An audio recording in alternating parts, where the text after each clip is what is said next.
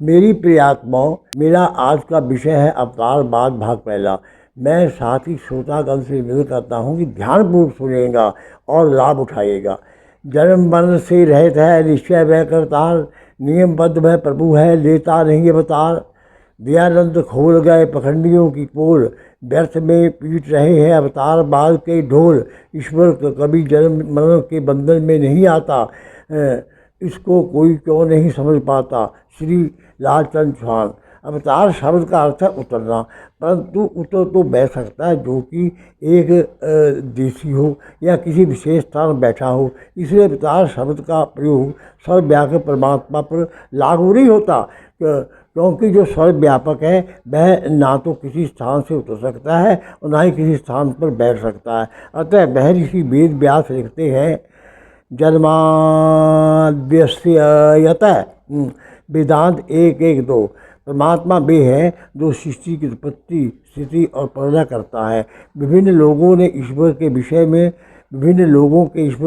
विभिन्न विचार हैं। वस्तुतः ईश्वर को मानने वालों बहुत हैं, परंतु जानने वाले बहुत कम हैं। जो ईश्वर को मानने वाले हैं उनमें पारस्परिक बहुत झगड़ा है। ईश्वर के नाम काम विनाश का झगड़ा है। इस कारण लोग नास्तिक हो रहे हैं। ईश्वर को लोगों ने अंधों का हाथी बना रखा है। ईश्वर को लोगों ने अंधों का हाथी मान रखा है, परंतु हमने ईश्वर को ओम के आधार पर गौड़ के नाम से पुकारा। अतः G=टू generator, O operator, D destroyer बनता है। इस प्रकार ईश्वर ब्रह्मा विष्णु महेश है। आप सोचिए कि इतने प्रणाम देते हुए भी लोगों ने ईश्वर को कैद कर रखा है। कोई जिज्ञासु पुरी में भगवान जगन्नाथ के मंदिर में भगवान के दर्शन करने के लिए गया तो पुजारी जी बोले भगवान द्वापर कर रहे हैं। फिर वही जिज्ञासु एक दूसरे में भगवान के दर्शन के लिए गया तो पता चला भगवान भोजन कर रहे हैं। इस प्रकार एक जिज्ञासु ऋषिकेश के मंदिर में भगवान के दर्शन करने के लिए गया तो पुजारी बोला भगवान विश्राम कर रहे हैं। क्या यह भगवान की व्यापक सत्ता का उपहास नहीं है? वस्तुतः इंसान ने भगवान को अपना जैसा बनाया, फिर कंपटीशन कराया। विभिन्न संप्रदायों के बतानुसार परमात्मा के भिन्न निवास स्थान हैं, जैसे वैष्णव भकुंड में, शैव कैलाश में, जैन मोक्ष शिला शिवपुरी में, गोसाई गोलोक में और वाम मार्ग की श्रीपुरी में मानते हैं। बाइबल में लिखा है परमात्मा चौथे आकाश में रहते हैं। कुरान में लिखा है खुदा सातवें आकाश में रहते हैं। परंतु दयानंद ने इस कंपटीशन में भाग नहीं लिया, अपितु ललकारा जो सत्ता सृष्टि करता है वह सर्वव्यापक हो सकती है। जो ऊपर आए और नीचे जाए वह कभी भी भगवान नहीं हो सकता। निराकार पदार्थ कभी भी साकार नहीं हो सकता। यह कहते ही सभी भगवान धर्म से नीचे गिर पड़े। महर्षि दयानंद ने इतना बड़ा चक्रव्यूह तोड़कर कमाल कर दिया और संसार को एक परमात्मा की पूजा, वह भी ओम नाम से वेद के आधार पर बताई और समझाई। वस्तुतः परमात्मा गूंगे का गुण है। जैसे गूंगा गुड़ खाकर उसका स्वाद नहीं बता सकता, उसी प्रकार परमात्मा को कोई नहीं बता सकता, क्योंकि वह व्यक्ति नहीं है, अपितु वह अनुभूति का विषय है। फिर भी विभिन्न विद्वानों के बतानुसार परमात्मा के विषय में मुख्य अधोलिख 3 मत हैं। नंबर 1 आस्तिकवाद, थीइज्म। इसका आधार है परमात्मा की सत्ता को स्वीकार करना। इसके विचारकों का मत है कि परमात्मा एक है, जो एक रूप वाली प्रकृति को बहुत प्रकार से प्रस्तुत करता है और धीर पुरुष उसको आत्मा में स्थित देखते हैं। उनको चिरकाल तक रहने वाला सुख प्राप्त होता है, अन्यों को नहीं होता है। आदि शंकराचार्य ने अनुभूति के उपरांत कहा, उसके अतिरिक्त और कोई सत्ता नहीं है। इसी पर महर्षि ने परमात्मा की मूर्ति के प्रांत कहा, उस जैसी कोई सत्ता नहीं है। नंबर 2, नास्तिकवाद, एथीज्म। बौद्ध और चारवाक मतों में उस समय से, जबकि पश्चिमी सभ्यता का विकास भी नहीं हुआ था, नास्तिकता के विचार पाए जाते हैं। जैसे चारवाक मत वाले कहते हैं, जो जो स्वाभाविक गुण हैं उस से दिव्य संयुक्त होकर सब पदार्थ बन जाते हैं। जगत का कर्ता कोई नहीं है। इसी प्रकार जर्मन लेखक नीत्शे ने तो यहाँ तक लिख दिया, इस 20वीं शताब्दी में ईश्वर की मृत्यु हो गई है। अज्ञेयवाद, एग्नोस्टिज्म। 19वीं शताब्दी में यूरोपीय निवासियों ने में परमात्मा के विषय में अज्ञेयवाद का आविर्भाव हुआ। इंग्लैंड में हर्बर्ट स्पेंसर और जर्मनी के डीवी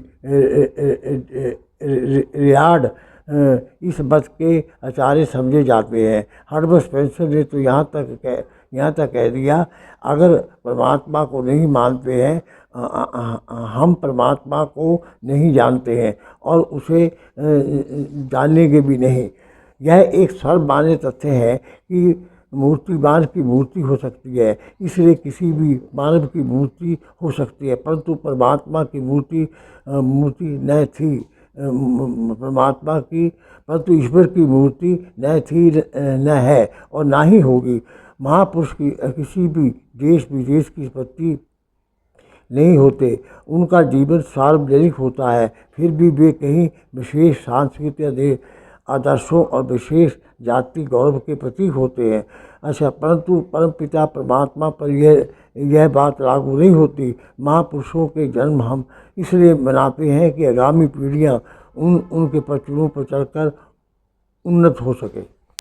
हम देखते हैं कि हमारे देश में अनेक संप्रदाय हैं। इनमें भी सनातन के मुख्य 5 संप्रदाय हैं: वैष्णव, शैव, शाक्त, शौर्य और गाणपत्य। इन संप्रदायों के अलग अलग सिद्धांत हैं, जैसे विशिष्ट द्वैतवाद, विशुद्धाद्वैत, अद्वैत, अद्वैत, द्वैताद्वैत, औचित्य, वेदाभेद, ब्रह्मदेव आदि। इन सिद्धांतवादियों के विचार का आधार प्रस्थानत्रयी है। प्रस्थानत्रयी ग्रंथ हैं उपनिषद, वेदांत और गीता। वस्तुतः रामचरितमानस इन सब संप्रदायों के लिए आदर्श ग्रंथ है। नारद जी सुनत कुमार के चरणों में बैठकर पूछ रहे हैं, भगवान आप मुझे यह वह विद्या बता दिए कि जिसको जानने के पश्चात और कुछ जानना शेष नहीं रह जाता। अतः उपनिषद, ब्रह्मसूत्र और गीता का मूल विषय ब्रह्म वेदांत दर्शन क्या है और धर्म क्या है। वैदिक काल में हमारे देश में मूर्ति पूजा प्रचलित नहीं थी। सर्वप्रथम अवतारवाद को मानने के कारण ही जैनियों और बौद्धों ने मूर्तियों का निर्माण किया। पंडित रामा अवतार अपनी पुस्तक ईश्वरवाद में लिखते हैं कि सर्वप्रथम श्री कृष्ण की मूर्ति का निर्माण एवं पूजन आरंभ हुआ, फिर श्री राम का। यही कारण है कि हमारे देश में सबसे अधिक मंदिर श्री कृष्ण के और न कि राम के हैं। वाल्मीकि रामायण में श्री राम लक्ष्मण को मूर्छित अवस्था में देखकर बहुविधि विलाप करते हुए कहते हैं, किवं मया दुष्कृतं कर्म मंत्र जन्मनि एन मे दमिको भ्राता निहत चार ग्रह स्थित। युद्धकांड 119। ना मालूम मैंने पूर्व जन्म में क्या दुष्कर्म किए जिससे फलस्वरूप मेरा दारुणी भ्राता मेरे सामने मर रहा है। वस्तुतः वाल्मीकि रामायण का श्लोक अवतारवाद पर ब्रज अपहार तुल्य है। इस श्लोक से स्पष्ट हो जाता है कि श्री राम मनुष्य थे, परंतु वेदानुकूल आचरण करने के कारण पुरुषों में उत्तम अर्थात पुरुषोत्तम कहलाए हैं। पौराणिक भाइयों का विचार है कि जब पाप बढ़ते हैं और धर्म का ह्रास होता है तो ईश्वर अवतार धारण करते हैं। इसकी पुष्टि में वे गीता के 2 श्लोक प्रस्तुत करते हैं। ये गीता के विश्वविख्यात श्लोक है। इसको ध्यान पूर्वक सुनिएगा और आत्मसात कीजिएगा। यदा यदा हि धर्मस्य ग्लानिर्भवति भारत यब्बस्थान धर्मस्य तदात्मानं सृजाम्यहम् प्रीतानाय साधूनां विनाशाय दुष्कृतां धर्म संस्थापनार्थी संभावी युगे युगे। तो जल गीता 4-7-8 है। तो जल पे जिस वक्त आता है धर्म, धर्म आके करता बाजार गर्म। यह अंधेर जब देख पाता हूँ मैं, तो इंसान की सूरत में आता हूँ मैं। भलों को बुरों से बचाता हूँ मैं, बुरों को जहाँ से बटाता हूँ मैं। जड़े धर्म की फिर जमाता हूँ मैं, यहाँ हो के युग में आता हूँ मैं। हे अर्जुन, जब जब धर्म की हानि और पाप की वृद्धि होती है, तब ही मैं अपना रूप धारण करके लोगों के सामने प्रस्तुत होता हूँ। इस प्रकार मैं साधुओं की रक्षार्थ एवं दुष्टों के विनाश के हेतु और धर्म की रक्षा के लिए मैं युग में जन्म लेता हूँ। इस संबंध में महर्षि व्यास कहते हैं कि यह बात वेद बुद्ध होने से परिणाम नहीं, और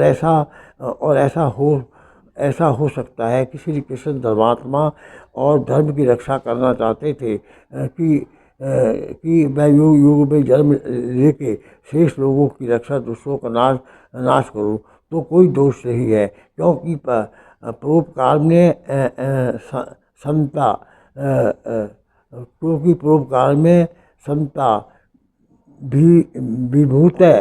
परोपकार के लिए संत पुरुषों का तन मन धन होता है। सापी श्री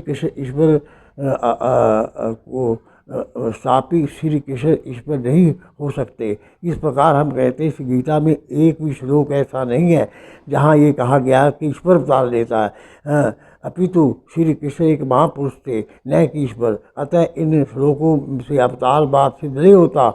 चारों वेदों में वर्णित 20,416 मंत्रों का स्वाध्याय करने से पता चलता है कि इनमें एक भी मंत्र ऐसा नहीं है जो ईश्वर को श्रीधारी कहा गया हो। ऋग्वेद में ईश्वर को अज के नाम से पुकारा गया, जिसका अर्थ है जन्मा। इस भांति यजुर्वेद में उसे अकायम असना विरम कहा गया, जिसका अर्थ है शीर और नाड़ी के बंधन में से रहित। योगी राज श्री कृष्ण ने गीता में जो उपदेश दिया वह इतना विस्तृत नहीं हो सकता। जहाँ पर युद्ध के लिए दोनों सेनाएं तैयार खड़ी हो और वहाँ पर इतने लंबे व्याख्यान का समय कहाँ हो सकता है। यह उपदेश तो गीता के दूसरे अध्याय के 39वें श्लोक तक समाप्त हो जाता है। युद्ध के समय श्री कृष्ण ने अर्जुन को आत्मा की अमरता का उपदेश देकर युद्ध के लिए तैयार किया। महाभारत के युद्ध के बाद जब हमारे देश में अनेक मत फैले तो हमारे सभी ग्रंथों में मिलावट कर दी गई। गीता भी इस मिलावट से छूटी न रही। इस प्रकार 70 श्लोकों की गीता 700 श्लोकों की हो गई। श्री कृष्ण वेदांत के प्रकांड पंडित थे। अवतारवाद को सच्चा सिद्ध करने के लिए ही गीता में मिलावट कर दी गई। उपयुक्त श्लोकों के आधार पर 3 कारणों के कारण परमात्मा का अवतार होता है। नंबर 1 साधुओं की रक्षा, नंबर 2 दुष्टों को दंड देना, नंबर 3 धर्म की स्थापना। परंतु किसी भी अवतार ने ये काम नहीं किए।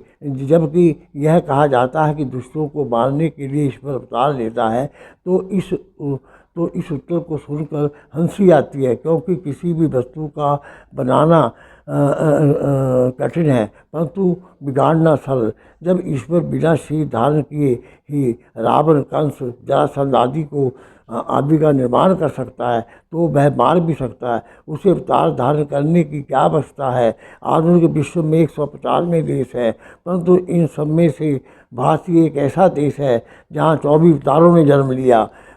यहाँ तक कि इन सब अवतारों का जन्म भी उत्तर प्रदेश में ही हुआ, न कि भारत के किसी अन्य राज्य में। भविष्य पुराण के अनुसार 25वां कर्मी अवतार का जन्म भी संबल नामक स्थान पर जिला मुरादाबाद उत्तर प्रदेश में होगा। इसका मतलब सबसे ज़्यादा पापी उत्तर प्रदेश में ही बसते हैं। इसका अर्थ ये हुआ कि यहाँ पर ही सबसे ज़्यादा अधिक पापी है।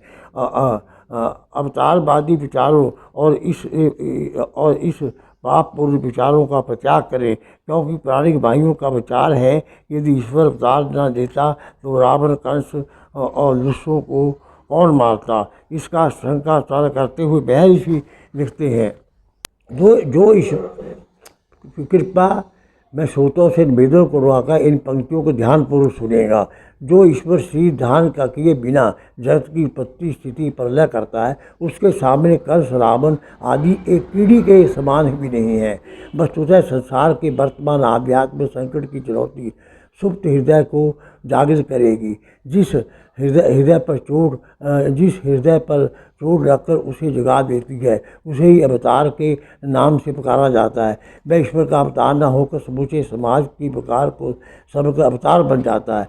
जैसे डॉक्टर हेडगेवार, जो बाल ब्रह्मचारी थे, ने कहा है, जिन्होंने RS की स्थापना की थी, हैं, जहाँ कहीं भी कर्तव्यशील या विचारवान व्यक्ति उत्पन्न हुआ कि बस उसे अवतार की शैली में ढकेल देते हैं। महान विभूति को देखने भर की देर है कि रख तो दिया गया उसे देवालय में, वहाँ उसकी पूजा तो बड़े मनोभाव से होती है, किंतु उसके गुणों के अनुसरण करने का नाम तक नहीं लिया जाता। हम उसे गुणों का पालन नहीं करते। अतः श्री निवास शास्त्री हैं जी श्री राम जी को ईश्वर नहीं मानते। Lecture on Ramayana page 8। Number 1, सारे संसार की उन्नति करने वाला परमात्मा अवनति को प्राप्त हो जाता है, वह नारायण से नर बन जाता है। नंबर 2, पखंडी लोग स्वयं को परमात्मा के अवतार कहने लग जाते हैं और भोले भाले लोगों को अपने जाल में फंसा लेते हैं। नंबर 3, लोग अत्याचार सहने लगते हैं, बहन बेटियों की इज्जत लूटते हैं। नंबर 4, इसको मानने से यह भी बड़ी हानि है कि कोई भी व्यक्ति महान बनने का प्रयास ही नहीं करता, क्योंकि उसके विचारों में महान कार्य तो ईश्वर ही कर सकता है। यहाँ तक कि अब तो हमारे देश में भगवानों की लगभग 600 भगवानों की संख्या लगभग 600 हो गई है। जैसे भगवान साईं बाबा जी, भगवान ऋषि जी आदि। सनातन धर्म के मुख्य 3 संप्रदाय आपस में इतने लड़ते हैं, इन संप्रदायों के नाम निम्नलिखित हैं। नंबर 1, शैव संप्रदाय। इस संप्रदाय के अनुयायी अवतारवाद को नहीं मानते। उनका विचार है कि शिव ही ईश्वर है, वही सृष्टि के निर्माता, पालनकर्ता, संहार करता है और वह सदा अमर है। नंबर 2, शाक्त। ये संप्रदाय भी अवतारवाद को नहीं मानता। इसके मतानुसार शक्ति माता ही सब कुछ है। हाँ। नंबर 3, वैष्णव संप्रदाय। यह संप्रदाय ही केवल अवतारवाद को मानता है। इसके अनुसार ईश्वर के 24 अवतार हुए, जिनका श्रीमद् भागवत पुराण में वर्णन है, परंतु इनमें से 10 अवतार मुख्य हैं, जिनका उल्लेख अधोलिखित पंक्तियों में किया जाता है। नंबर 1, सतयुग। इस युग में 4 अवतार हुए, मत्स्य, कच्छ, सुअर और दल।